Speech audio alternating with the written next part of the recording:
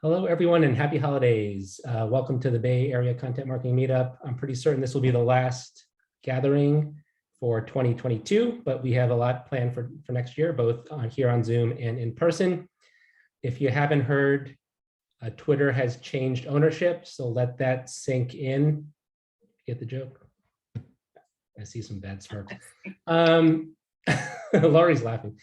So we're going to talk about how to go beyond Twitter. I think that the title of today's talk is Beyond Twitter, What's Next? We have a Twitter expert here with us, Laurie Kretschmar. Laurie is actually an author of the book Tweet This, which I'll put the link in the chat. And in addition to her expertise on Twitter, Laurie's been doing some research on Twitter alternatives, and she's going to talk about some of the alternatives that she's come across. So Laurie, thanks for joining, and take things away. Great, thank you so much. Thanks. It's great to see so many of you. And now and then, if you're local, Dennis now and then organizes a meetup at the nearby brewery fieldwork. And hello to everyone watching the recording. I know it's Rosemary, Marsha, Julie, and others. Thank you. So today we're talking about Beyond Twitter, What's Next?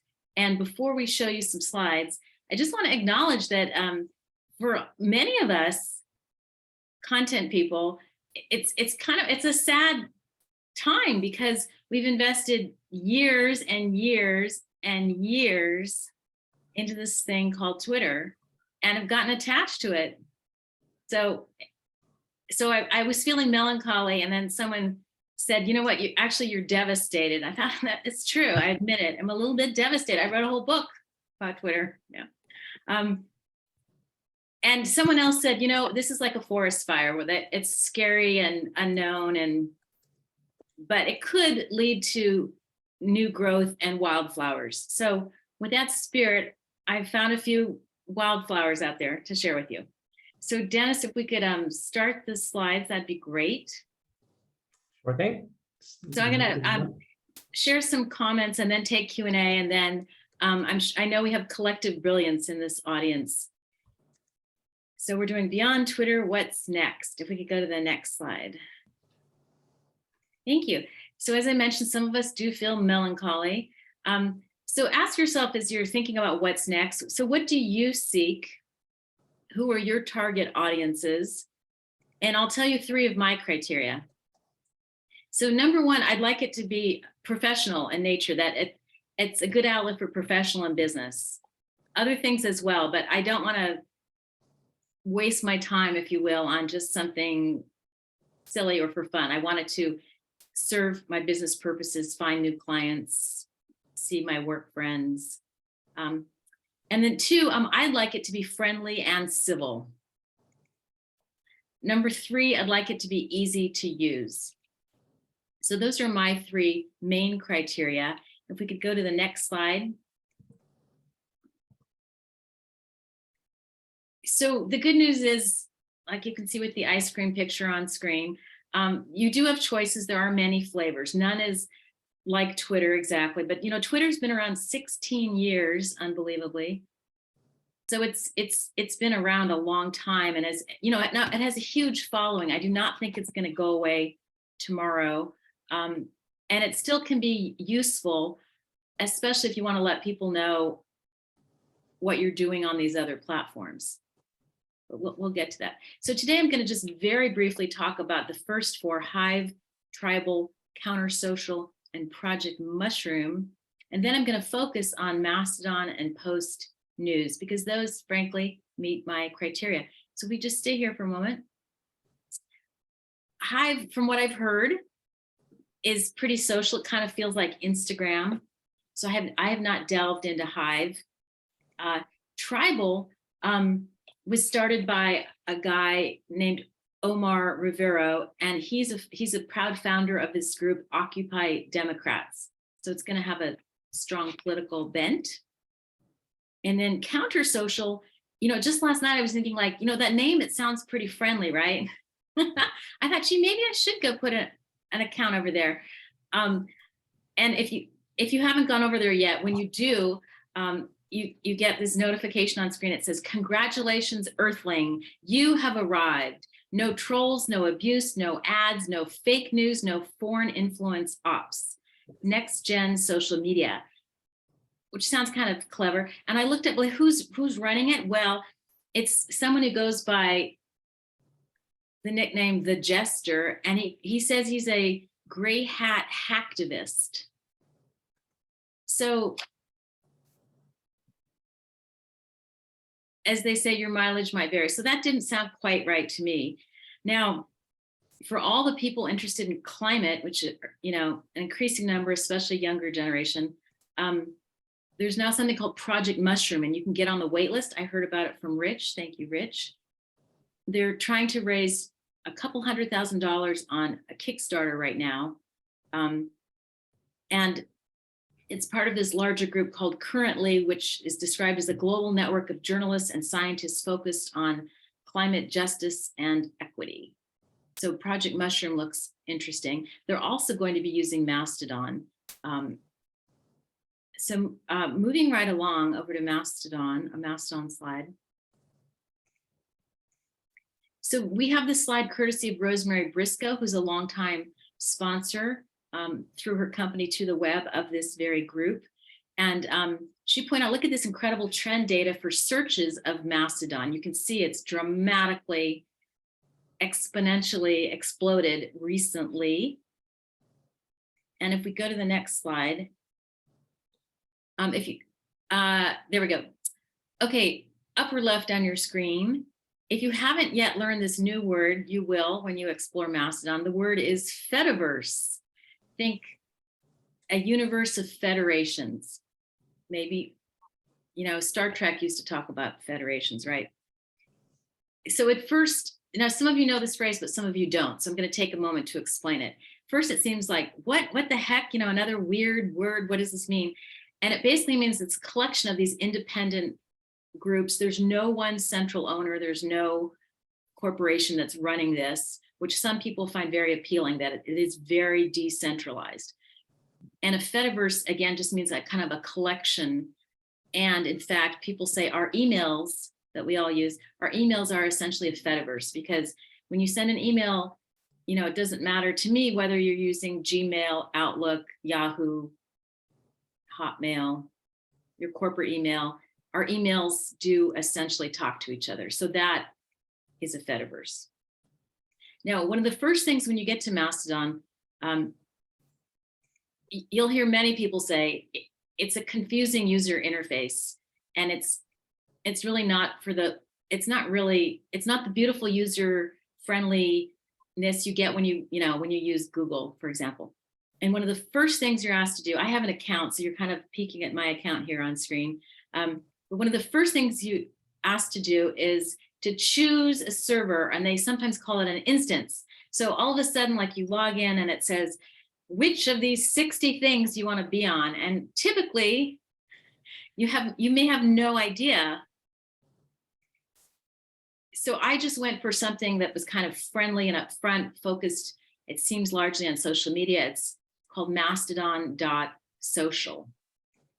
And there are other servers being created just for journalists. You have to be invited in, or I'm sure evolutionary biologists will have their own.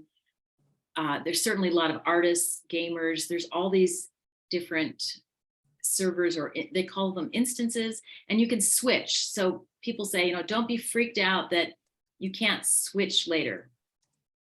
But the thing is, when you post a message, it'll be seen by people in your sphere. It will not be like Twitter, where you might come across, you know, through a friend or a trending post. You're not going to come across something that's totally out of your world. So I probably won't see the things that the climate scientists are saying or the earthquake experts, unless they're on mastodon.social. And to me, that's a limitation. I love on Twitter, I love being exposed to all these random things. And in fact, years ago around this time, I happened to come across a user named Nico Gonzalez, and he was talking about there's this annual birding tradition that I had never heard of. And so I stumbled across it upon Twitter, and it was just fascinating to me. And I mentioned it in my book. Again, I love running across things that aren't just in narrow specific areas. On the right's my Mastodon profile, and on the left is a feed. And it's a little hard to see, but on the left image, if you look down a few, it says local and then federated. So local, you would see what other people are saying, and then federated, you might see people from other servers.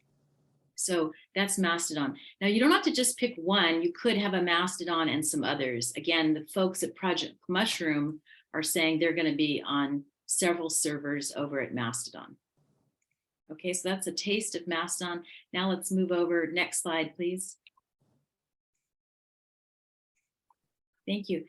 So here is a peek at Post, and I'm really excited about Post. I'm going to tell you a lot about it. First, there's a screenwriter for that movie, Mrs. Doubtfire, and she made this humorous observation.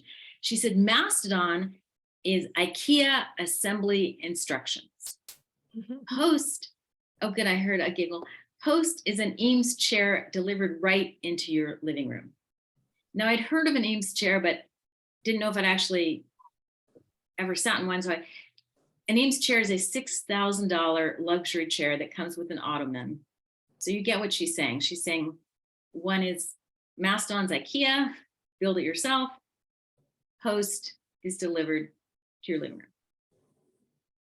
So the truth is Post is very much in beta. It just launched in November, and apparently they weren't going to roll it out right away, but because of all the chaos over at Twitter, they opened it sooner rather than later. And they tell you right up front, this is essentially a beta site. It's not all built out. And the focus is, as it says on screen, real people, real news, civil conversations. And the goal is no ads, and the revenue, it's free to use, but the revenue would come from tips and payments, which I'll explain in a moment. But to tell you more about Post, it was started by the former CEO of Waze, and there's more than 300,000 people on the wait list. So far, 67,000 accounts have been activated, and they say the biggest constraint to letting more people in is they want to keep it civil, and they're kind of relying on the community to do this. Just a moment here. Oh yeah, some people have called Post Twitter for readers. It's also very much Twitter for writers because, as the headline notes, there's this tip and payment system. And the nice thing as a user is you don't have to pay anyone anything if you don't want to. But from day one, you're given 50 points.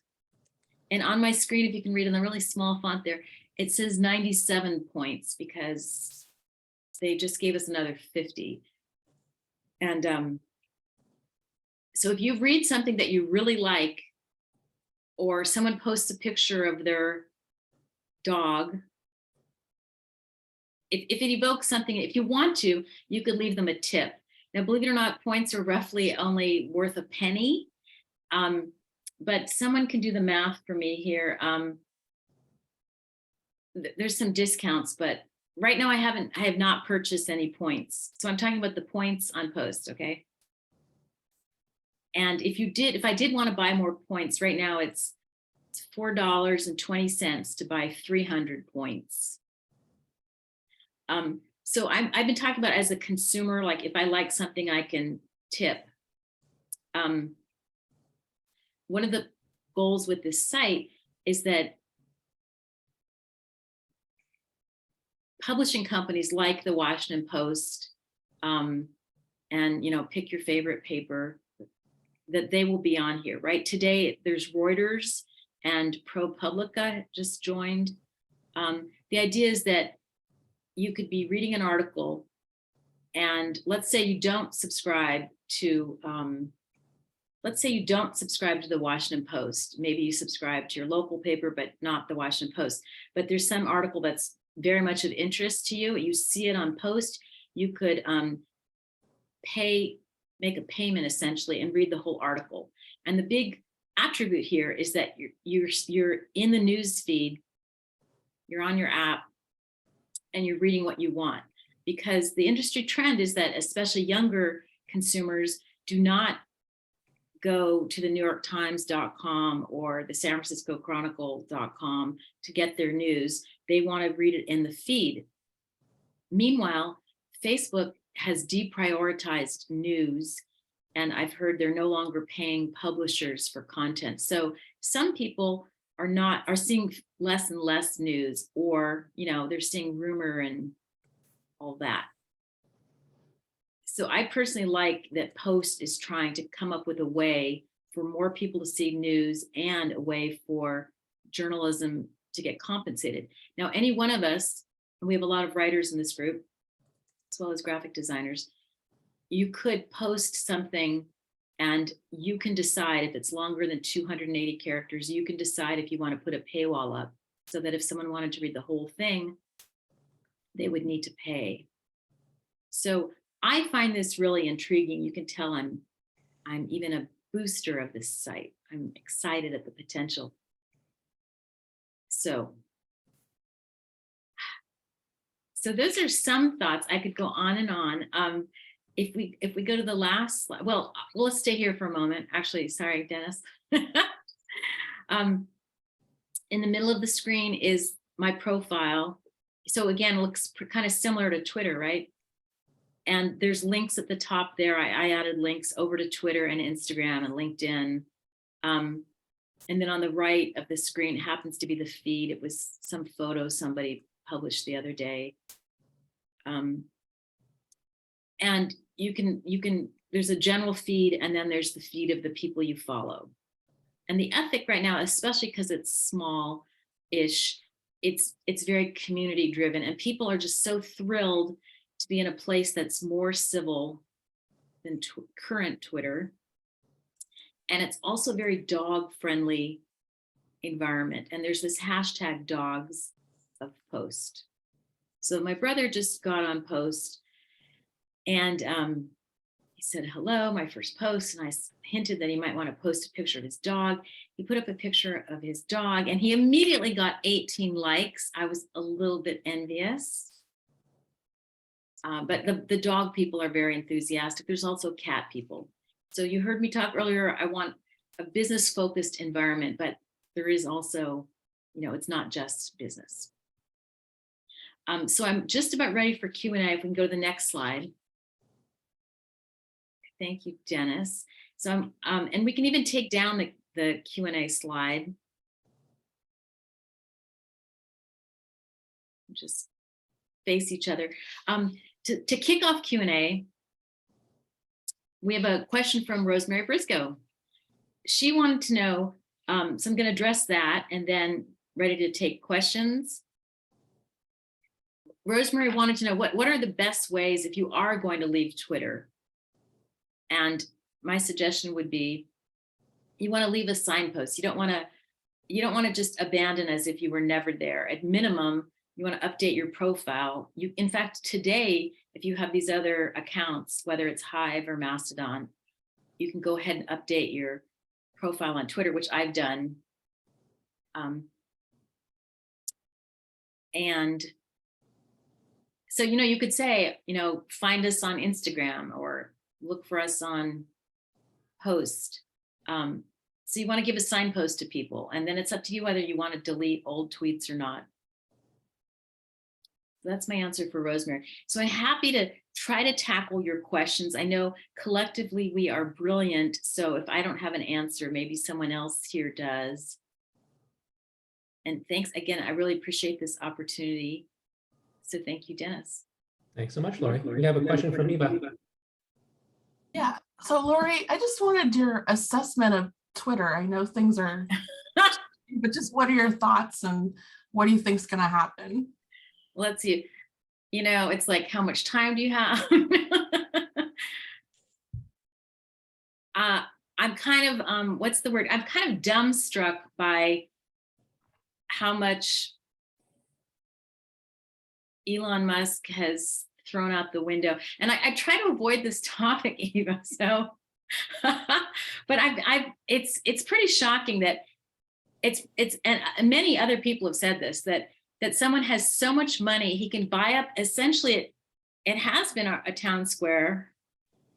It's just so weird. Like if this were a script, if this were a screenwriting, a class, I think the professor would say like, oh, come on, it's almost, it's hard to fathom. And then that a person, and see, here I am talking about it, trying not to, but he has so many followers, and you have a responsibility when you're a leader and have a huge following, not to say racist, xenophobic, unscientific things. And he, just one example, he recently insulted Alexander Vindman. And he's got, it's just so horrible. Anyway, Vindman and some other good people are over on Post and getting lots of love. Kathy Griffin, the comedian's over there, Dan Rather, lots of good people. The Lincoln Project. Adam Kinzinger was the first member of Congress, but he was beaten there by Michigan State Senator Mallory McMorrow, whom some of us had never heard of till recently. She acted very courageously. So Twitter, it leaves me kind of speechless with how much has changed. But on the other hand, it's still a very large medium. And if you're not ready to move yet to Post, or you're stuck on the wait list, be sure to follow. And if you're intrigued, follow the CEO. His name is Noam on Twitter. It's Noam, like Mark, Noam. And he's giving updates on how they're doing building up the site, how they're doing letting people in off the wait list. And the transparency is a beautiful thing. Now, I want to know one funny thing. We probably have a funny thing that and this is a digression, okay? But apparently, again, Post, they're moving fast, and they put in their terms that they don't discriminate against, all the usual stuff. And instead of saying we don't discriminate against people's income, they had the phrase net worth. And somebody pointed out, like, what the heck? Like, you're saying don't discriminate against like billionaires and millionaires? And somebody posted humorously, I think she posted on Twitter, or they said, like, I can't believe that they mentioned net worth and not gender identity. But the good news is they're very responsive to the community. They took out net worth and they did add gender identity. So they're trying to be very responsive and transparent and show a sense of humor. And they've said they'll screw up, because they're human, but they're trying hard. So Twitter, I'm not giving up on it, but I'm really, really relieved that there are some alternatives and options to try out. That was a long answer. We have a question from Brian, or a comment, question. Go Yeah, ahead, Brian. that was a great presentation, Laurie, and excellent alternatives. I hadn't heard of Post before, so I'll definitely go check that out. Great point about leaving a marker if you're leaving Twitter so that people can know where to find you. You can also download all of your tweets and your posts and videos, so you can back those all up if you go away. And Andy, to your question in the chat, yeah, if a server shuts down on Mastodon, like immediately, yeah, you lose your account. But if you have notice, then you can download all your toots, which are your Mastodon posts, and you can migrate your account to a different server, or you can, you can figure out a different way to get your information off of there. Yeah, great point. And you reminded me, I'm going to put something in the chat. There's handy, easy ways so that you cross post your current tweets, your new fresh tweets over to Mastodon. So that helps get your Mastodon presence going. So if you have both a Twitter account and a Mastodon account, and I'm putting that right in the chat here. Excellent. Great to know. Yeah, so that's nice, because it's like, now I haven't been going to Mastodon that frequently, but when I do, it's like, oh, good, it's not blank. It's, it's the stuff I've been saying over on Twitter, like retweeting Andy saying she was excited about this meetup. Any other questions? I actually have two more, and I can just do one if we're running low on time. But the first one is around moderation. As you've been researching these, what have you found about their moderation policies on some of these new platforms? And then second quick question, and this might be quick because you may not have an answer, is what about like Truth Social? Have you seen, has anybody done any research to see if there's been any kind of increase on Truth Social, or maybe decrease in Truth Social and people coming back to Twitter, or anything going on between those two platforms? Yeah, wait, what was your first question? I remember the second. Moderation. Moderation. Okay. So Truth Social, I'm not following them. Me On either. I was moderation- just curious. I know there's. Yeah. On moderation, on post, the goal is that the community kind of keeps an eye on each other. And the goal is, to aim to be civil. Oh, and they say, there's a line, you can criticize someone's ideology, but like, just like with your siblings, you're not supposed to say, I'm riffing here. You're not supposed to say, you're stupid. You're supposed to say, I disagree that so and so. And I like a civil atmosphere. On Mastodon, I think it depends on what server you're on. And I don't know, Brian, if you have anything to add on that, moderation on Mastodon. I think it totally depends on which of the instances you're in. Yeah, it's very community driven. Same with a lot of the Web3, like Lens protocol is also very, they say there's no,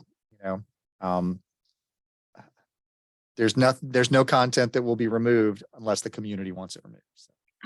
Oh, you did your question, Andy, sparked a thought. So I'm not an expert in this area, but there's this whole acronym, NSFW, not safe for work, meaning sexual content or whatever. And Hive apparently has that kind of content.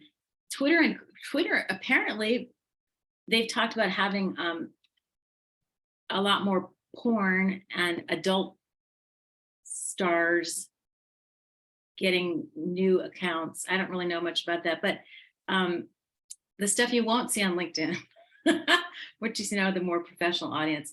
So one factor for people as you're looking around is how much do you want to see that kind of content, the NSFW, not safe for work. Any other questions?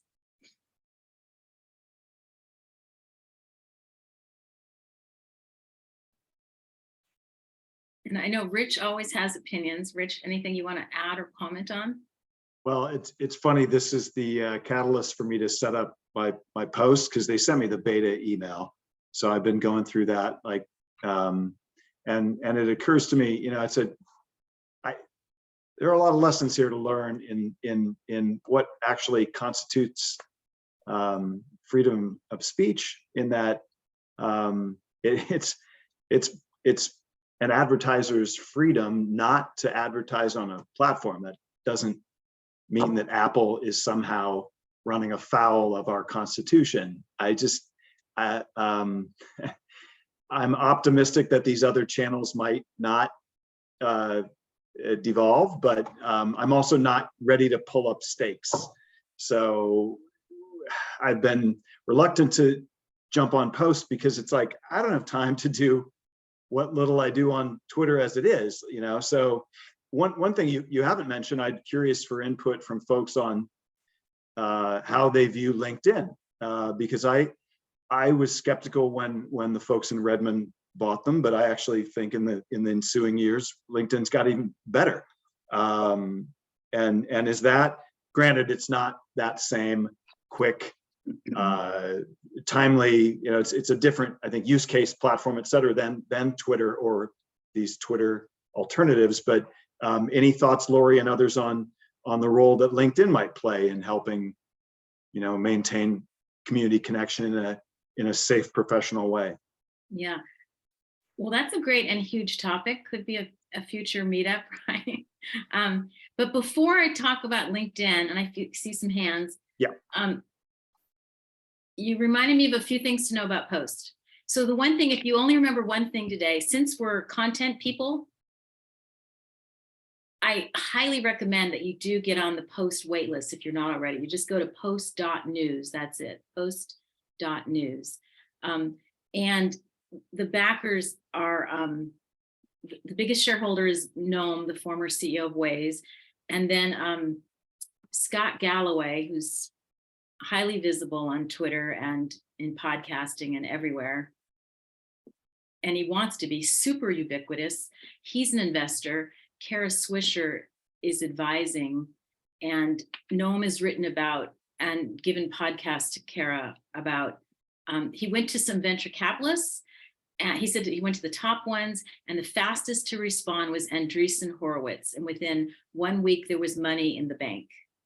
And then people like Kathy Griffin, now I'm going into detail, if you'll bear with me, the comedian on Post, she put in her headline, this is Kathy Griffin, she said, I don't trust Mark Andreessen in the headline. And because she is, has a big following and all, and Noam responded publicly, and he talked about, he just talked about how he handled it, and the fact that Scott Galloway and Kara Swisher are involved, for me, it's a real plus, because I've really enjoyed following them on Twitter. And so they still have a presence on Twitter, but they're also very enthusiastic about Post. So I just want to share that. Okay, I'll just give a short answer about LinkedIn, because now I see all the hands raised. I'm like amazed how many bells and whistles LinkedIn has added in recent years, because it used to be so basic. And as a user, I get a little like, I can only go, I don't know, there's so much promotion, and sometimes, I do it for myself and for my clients, but sometimes I need a break from LinkedIn. Although I think it is an excellent site, and they're doing a great job. That's my LinkedIn thought. Dennis, I'll let you decide on who to answer questions from. Let's go with Elizabeth, and then Bob next. Okay, I kind of wanted to piggyback on what Andy said about moderation, especially on Mastodon, because that was one of my concerns when I joined it, and it still kind of is and like you said, each instance can have its own moderation rules, which is okay. And in a great world, that's good if everybody plays nice. But what's also interesting to me is that each instance can block other instances. So if you're on an instance that maybe the owner, and it's the owner of the instance that has full control over everything, that doesn't like dogs and decides to block the dog instance of Mastodon, you'll never see a post from there. So I think it's worthwhile, again, to know who the owner is of your instance and what their core values are.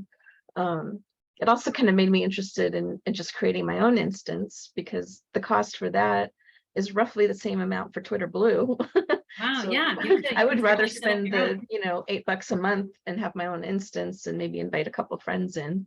Because I think for like the $8 plan, you can have like 3 or 4 people if you're not posting humongous volumes of video and whatnot.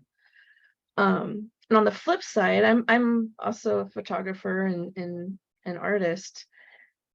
On the flip side, not everybody on there has DMCA roles set up, or even an address to contact if somebody else steals my work and posts it as theirs. And that's a concern to me too. And I think part of that is the fact that it is a crowdsourced, it is decentralized and whatnot, and that's probably one of the things that has to be educated of the instance owners. I think some know, some get it, but maybe the smaller ones don't. And right. So it'll be interesting how that evolves over time. Yeah. So I just have a brief comment, because I'm not a Mastodon expert, but it sounds like Brian here in our group knows quite a bit. It sounds like that could be one of the disadvantages of decentralized, whereas something like Post, they are trying to enforce copyright. And Yeah. Somebody posted on Post a really clever cartoon, and I wanted to know, coming from a journalism background, and I wanted to know like who did this really clever cartoon, and it's this person who goes by XKCD stick figures, and I was able to find it. His real name is Randall Monroe, and I reposted on Post with attribution. And in a nutshell, it's these stick figures saying, you know, free speech means the government can't throw you in prison. However, you might get shunned by society and business, you know, if you say horrible things. But he does this all, you know, very cleverly in a cartoon. So I think Post is trying to emphasize copyright, and there are some photographers there. It's a great topic. Dennis, I turn it back to you to go through. Yeah, we have Bob next. Yeah, we have a Post question on our end, because we were looking around at them a little bit and we didn't notice whether or not, or we couldn't find a mobile app for Post. Is that something that does exist or does not exist, or? Yeah, I can tell you what I know about iPhone. So if you go to your profile within Post, there's one line that says install, and you click on it. So there's an app, but it's not through the store. It's not. Okay. Perfect. Yeah, and I was actually surprised that they also have a website, which you found first, sounds like. Yeah. Yeah. Any other questions? Thank you.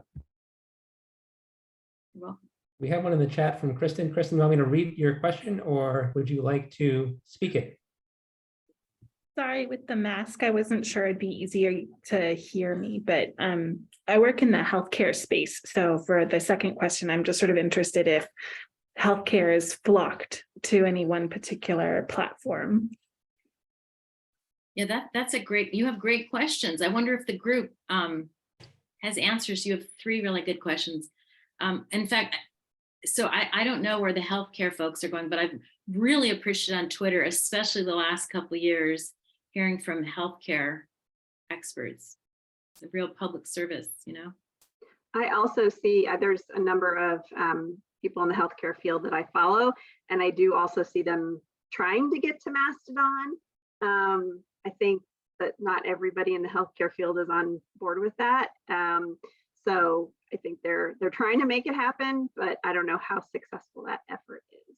As far as Clubhouse, I was doing research for my book that just came out in September, and I was, you know, doing an evaluation of some of the different social media platforms. And when I was doing the research, I found that Clubhouse kind of peaked last year, but then it really kind of, you know, when their user base went down significantly after that, or their active user base. So I don't know what the current numbers are, but at least as far as earlier this year, they were kind of back to their original number of users pre kind of that peak that was last year. Good. And probably everyone on this call, or most people know that Clubhouse is audio only, and then Twitter has Twitter Spaces. And so there's this whole growth of audio. And oh, I see Elizabeth's just joined. I Post, she's on the wait list. So Dennis, it's up to you if you want to keep going. It's such a nice, quiet group. I'll weigh in back on Rich's question about LinkedIn. So first of all, I have not done any research. So I mean, I've not taken any action to find a Twitter alternative. So Laurie, this talk is very timely, and I'm not sure I will. Meaning, if Twitter, frankly, my experience on Twitter has not changed much. I don't have people spamming me or flaming me or whatever you have, whatever you call it. It's been pretty much the same. I'm not using it more, but I'm not using it less. So if something were to happen where I just did not feel comfortable anymore on Twitter, probably right now, I would just stop using it without going to Post or Mastodon. I just don't know if I would. I think there's a whole process to get up to a minimum size, or a, what do you call it, minimum viable size, or on a new service, that I just would, I'll just not do it. But I probably would spend more time on LinkedIn. So for like personal branding, for advertising your employer or your company, all those sorts of things, LinkedIn is great. The one thing I think I would miss is the serendipity of Twitter. That is like following the sports writers for the teams that I follow. A lot of you here right now, I've met on Twitter by serendipity. Like you don't have to, it's not like friending or LinkedIn connecting. You can follow someone and just get to know them without them following you back. There's no like obligation. And it like that nature of Twitter makes it really easy just to connect with people serendipitously. So that's probably the thing I'll miss. I don't know if that'll happen much on LinkedIn. Yeah. And that's a great point. You're making me wistful about early Twitter. The serendipity was a beautiful thing that you come across people you didn't know existed.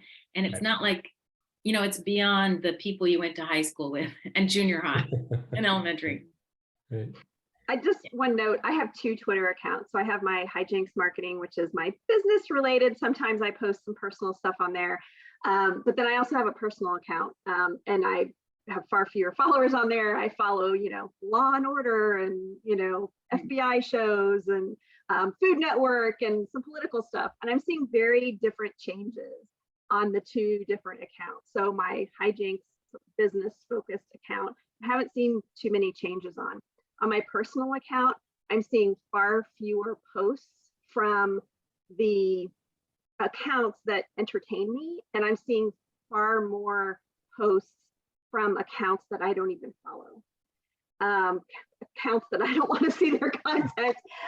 So it's very interesting. I know I've seen a lot of people posting on Twitter that they have been their accounts have auto followed other accounts lately.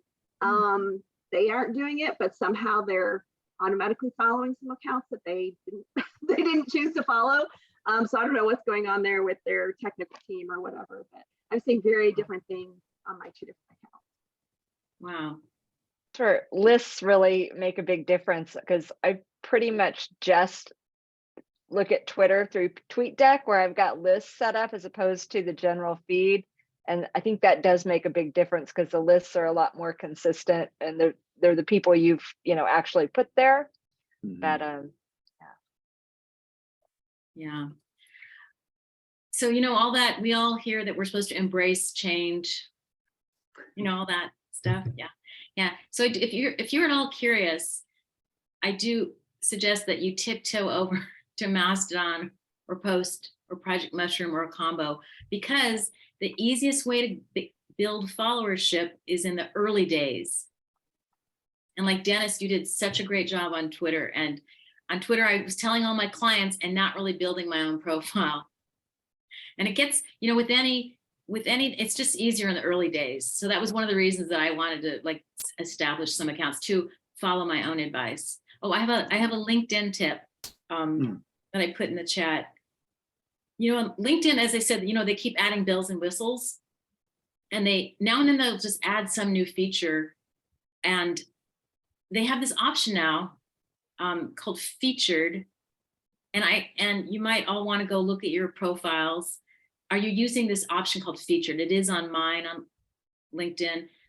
You can feature like 5 or maybe even more. It might be even 8. You can put your favorite work at the top, and it's so easy. You literally click. It's like pinning a tweet or pinning a Facebook post. You're essentially pinning your best content, and you can move it around depending on the day, depending on, if you want something to see something. And it's a great feature, and you're crazy not to use it if you're on LinkedIn. Whether you're a consultant, you don't have to be a job hunter, you know what I mean? You want to showcase your best work visually so that people can see it. So I hope I've convinced you all to go look at the featured option. Yeah, and you can put a lot there. Like I have a link to my book page. I have a link to a podcast that I was on. So there's a lot of different things you can put on there. Cool. All right, we need to hear from Todd. Todd happens to be right in the middle of my Zoom. Todd, what's your current experience on Twitter, and what are your plans? Have you checked out any of the alternatives? Is that Todd with Lynn D you're talking to? That's right. The one and only. I thought so. I'm only one here. So yeah, I've always been thinking for the last forever that I should be more active on LinkedIn. And so it's probably time to kind of step that up a little bit is one thing. Plus, I'm going to all these. I mean, I just sat here during this chat. It turned out I went to all these and either signed up or got on the wait list because there's one other Todd Cordell in the country that spells his name like me. So I don't have a whole lot of competition, but he is in marketing. So I just went and grabbed my handle on all of those that I could find. So yeah, so anything that looks like it might get traction, I always recommend making an account, even if you're not going to be active, just you know, for your own personal or business branding. Yeah, that's a But great I'm on the wait suggestion. list now. I'm on the wait list now for news, social news, whatever it is. So That's actually a great tip. If you do social media marketing for your employer or your own company, just go to these services and make sure you grab your brand handle. Absolutely. Great tip.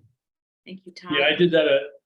I did that like a year ago or so, or a year and a half, 2 years. Time flies. I don't know how long ago on oh crap. What's the video one that has teenage girls dancing?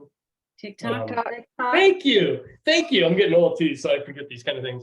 But yeah, I went and made my account. I don't know, year and a half, whenever, way back when it first started getting traction. And all I saw was high school, you know, teenage girls dancing in my feed, and I'm like, I feel like a stalker, so I haven't logged in since. Right. But I've got my You handle should there. definitely go back. Right. Yeah. Also, and we're hearing that more healthcare workers are going on TikTok to give accurate information and often humorous. So it is interesting how when these things evolve, they start like with you know, we all know Facebook started with college, right? Elite colleges. So they start so specifically, and then as they evolve, there's more users and to see. So Brian wonders if anyone's on Be Real.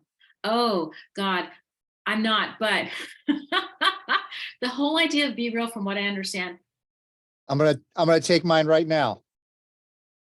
Oh my God, are we on it? Are we Now on on it, Be Brian? Real. Are you seeking permission? Because that's a. It's So- just my network though. It's just my friends.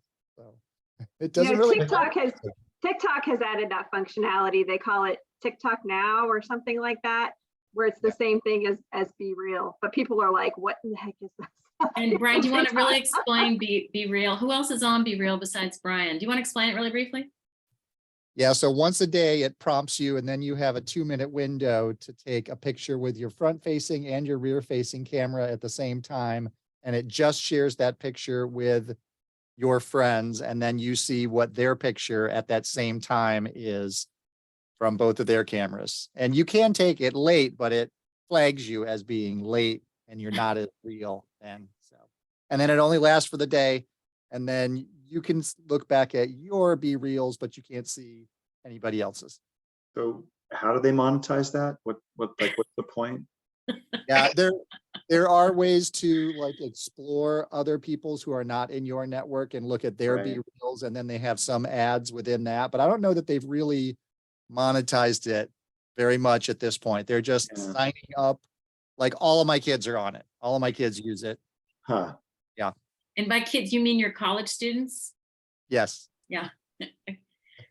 Yeah. And personally, call me old school, but I like evergreen content. I like content that might still be relevant in a month, a year, a few years, you know? Yeah, it's fun, but I don't know how useful it is. It's, Oh, we'll have to debate that. Yeah, because Well, I think especially real. like topics like leadership and Right. there's some good stuff and I could go on, but I'm always in favor of evergreen whenever possible.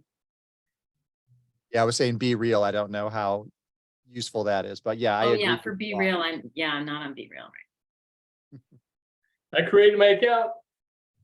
All right. I put it on my phone, and then I saw this, and it pinged me a couple times, and it's like, this is ridiculous, and I removed it. But I think my account's still there. Wow. Todd, the thing you need to do is record a video of yourself dancing for TikTok. We'd all check that out. It'll go viral. It'll go, antiviral. Sure word for that. Antiviral. All right, we have a few Daughter and I minutes did left. the tortilla challenge on TikTok, and that got, a couple thousand views. So it's a weird platform. What was that, Brian? You did a tortilla challenge?